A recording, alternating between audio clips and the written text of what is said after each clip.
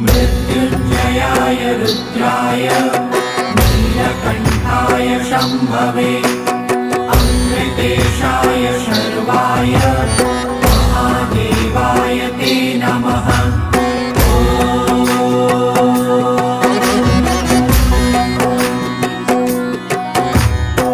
मृत्युञ्जयाय रुद्राय नीलकण्ठाय शम्भवे अमृतेशाय शर्वाय महादेवाय ते नमः।